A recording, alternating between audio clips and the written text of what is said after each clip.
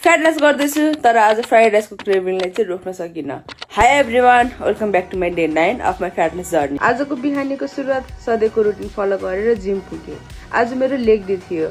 Leg day सबै फिमेलहरूको favourite नै हुन्छ। मेरो पनि वर्कआउट मध्ये सबैभन्दा फेभरेट लेग ट्रेनिङ नै हो। यसले ठुला मसल ग्रुप ट्रेन हुने भएकोले स्ट्रेन्थ बिल्ड गर्न र क्यालोरिज बर्न गर्न पनि एकदमै हेल्प गर्छ। घर आएपछि 1 स्कुप प्रोटिन लिए र मम्मीलाई पनि खुवाएँ। आज मलाई फ्राइड राइस खान एकदमै क्रेभिङ भइरहेको थियो, तर बाहिरबाट मगाउनु भन्दा मैले घरमै बनाउने सोचेँ।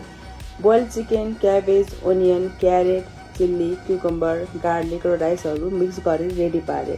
साँच्ची भन्नुपर्दा देख्दा चाहिँ खासै राम्रो थिएन, खिचडी जस्तो देखिएको थियो, तर एक्सपेक्टेड भन्दा पनि धेरै नै मिठो भएको थियो है। कहिलेकाहीँ हेल्दी फुड पर्फेक्ट देखिनु पर्दैन, राम्रो न्युट्रिसन दिनु नै इम्पोर्टेन्ट हुन्छ। स्न्याकमा केरा र दही बादाम खाएँ अनि साँझको खाना सिम्पल राखेँ। आज नाइट ड्युटी पनि थियो र मलाई राम्रोसँग थाहा छ कि निन्द्रा नपुगेपछि क्रेभिङ एकदमै बढ्छ, त्यही भएर कोन पनि साथमा लगेर। आजको कुरा यति नै। क्रेभिङ आयो, खाए पनि, तर आफ्नो गोल बिर्सिन। Day 9 complete. See you tomorrow. By.